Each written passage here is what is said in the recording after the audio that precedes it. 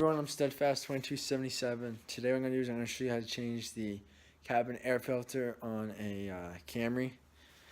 So what you're going to want to do is you're going to want to come over to the passenger side, open the door up, and where it's located is it's located right in the glove box. So what you're going to want to do is you want to come over here, you're going to want to make sure you empty out your glove box. You're going to come over to the side here. There's going to be a Phillips head screwdriver right there. All you're going to want to do is just remove it, like so.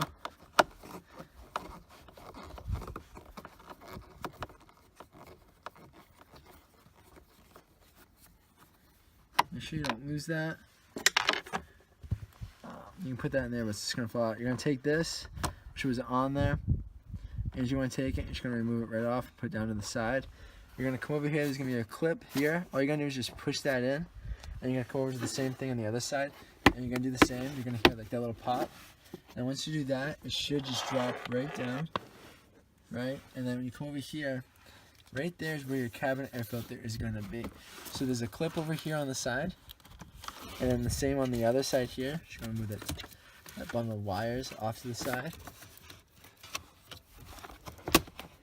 You want to do the same as well on that side. And then come over here, just pull it out, and then it should be there. I already replaced mine. I took it out, and I wanted to do a video on it. So it's going to look like that. Make sure you take it out and you put it in the same way it goes back in. If you look on here, it's going to say up right about here in white. I don't know if you can see it or not. The filter that I'm using is going to be a Fram Arm & Hammer number CF10132. If you do need help looking that up, if you want to use this one, you can. Other brands make cabin filters for these cars. Just you can look it up online, or you can obviously just take the existing one that was in there to the parts store for the number, or when you get to the store, there is a machine or a catalog that will help you look up the number for your year, make, and model of your car.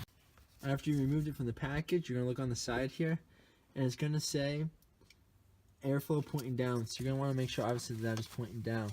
You're going to want to come over and make sure you tuck it in firmly. Pull on these side clips right over here. So after I put it in, you're going to want to make sure that underneath the tabs, you're going to have to smush it a little bit. Just squeeze these in. It's okay. Make sure it's firmly all around. And it's going to go right back ahead and assemble it just the way you took it out by just sliding in. Make sure that that up pointing is pointing up. And just make sure that the clips on the sides here snapped in. Give it a little tug. And make sure it's not coming out. So after you go ahead and you finish inserting that, if this happened to come off, you just want to take these clips right here in the corner here and just make sure they snap into place. Because if they don't, then the alignment, see how it just popped into place? If you don't, the alignment is going to be horrible and it's not going to snap. It's not going to close properly. Right? And you can go ahead and take this piston over here. You can put it on. It helps raise and lower the glove box smoothly. If it does come off from up on top, you're gonna come back. You're gonna snap these down, and you can come back up right over here, and you can help snap it back in. All it is held in by a very thin plastic clip, so you can just snap it right back in. It's not hard to do. I had to do it myself. Once that's in, then you can go ahead and you can put everything back in. You can test to see how it closed, and then how it slowly comes right back down, so it's working properly. So after you've gone ahead and you button everything up, you put everything back in the glove box, you tested it out. It should work good. Test it out. Make sure everything's blowing properly. There's no clogs or anything like that. That's unheard of if that even happens. But anyways, I'm Steadfast2277.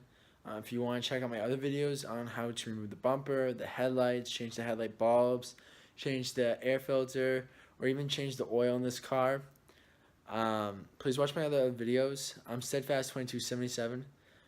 Smash that subscribe button, hit that like button, and comment below if you need to. Take care. Have a great day.